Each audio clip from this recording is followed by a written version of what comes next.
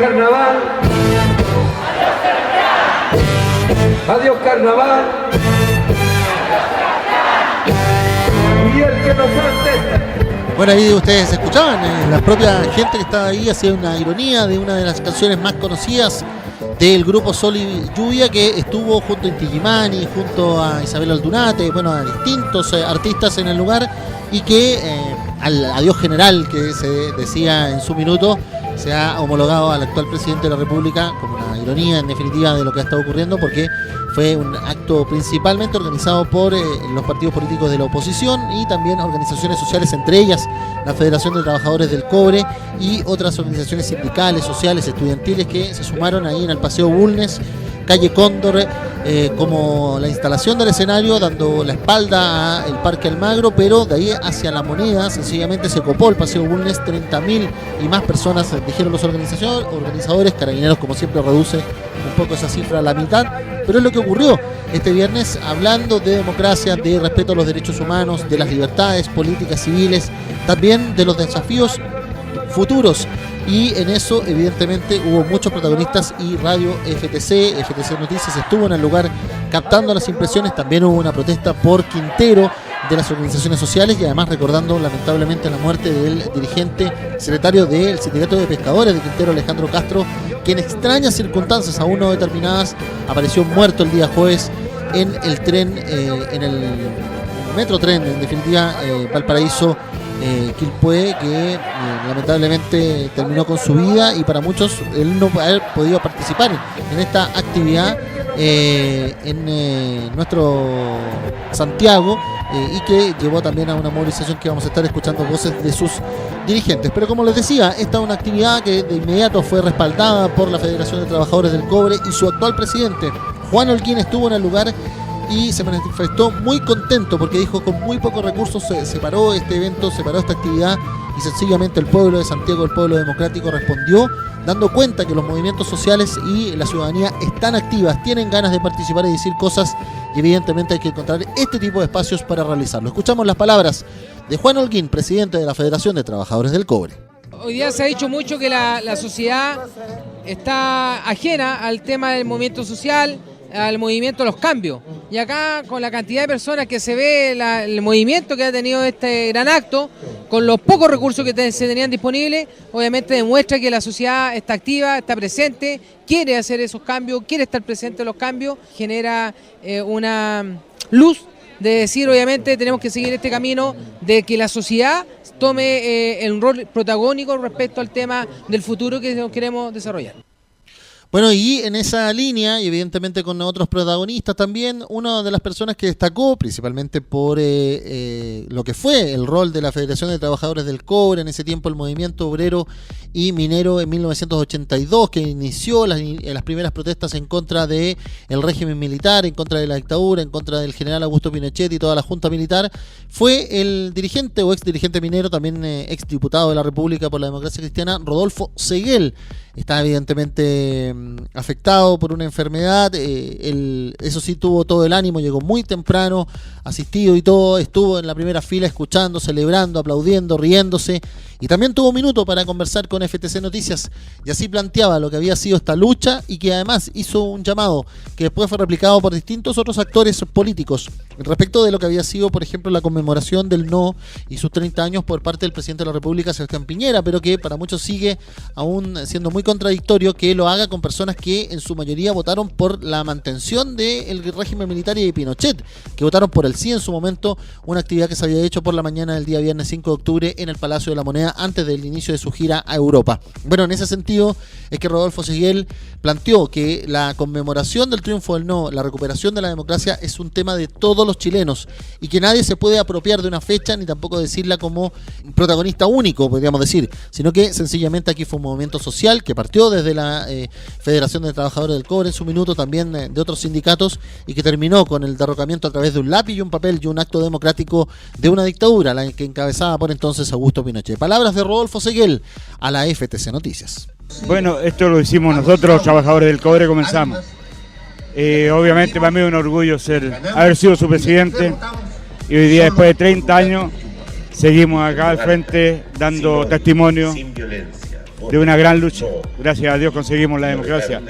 que era lo que me mandaron a mí los trabajadores a hacer, y yo creo que lo hicimos más o menos bien. Claro, y ese mandato era de todos los chilenos democráticos. Nadie se puede apropiar de esto como quiso quizá el gobierno hoy. Nadie es dueño. Es mío, es tuyo, de mis hijos y mis nietos. Es de todos los chilenos. Y el que se crea que es dueño está muy equivocado, porque esto es de todos los chilenos. Gracias a Dios. Gracias a Dios, decía Rodolfo Seguel, una de las palabras significativas, históricas, representativas de lo que fue la movilización y esos protagonistas que a 30 años pareciera que faltan muchas cosas por delante, muchos temas que resolver, pero hay que plantearlo en el contexto, en las precariedades además y en la represión que se vivía para el movimiento social, sindical y estudiantil en su minuto, y evidentemente las personas que sacaron la voz, que fueron los representantes en esa época, sencillamente hay que valorarlos en la estatura histórica que queda para lo que ocurra de ahora en adelante. Pero fue muy bonito, podríamos decir, en términos humanos también, haber contado con la presencia de Rodolfo Seguel en este acto y haber estado con sus palabras para la emisión de FTC Noticias de este día lunes. Bueno, seguimos relatando la crónica de esta actividad, porque en medio de lo que se estaba desarrollando llegó un grupo de mujeres, principalmente de la localidad de Quintero, quienes querían manifestarse y lo lograron, subiendo al escenario, desplegando un lienzo y recordando a Alejandro Castro, este secretario del sindicato de Quintero, que recordemos murió en extrañas circunstancias el día jueves recién pasado, y en una investigación que según la propia PDI, la propia Policía de Investigaciones, se está desarrollando porque él falleció en vista de una situación de traslado en la vía pública, pero que además estuvo condicionado por la hora, por los antecedentes, por su pareja, que asegura que él no tenía ninguna intención, pese a haber tenido un cuadro depresivo hace algunos meses, de quitarse la vida. Recordamos que además la Federación de Trabajadores del Cobre ha exigido investigar rigurosamente la lamentable y repudiable muerte del dirigente Alejandro Castro y castigar a los eventuales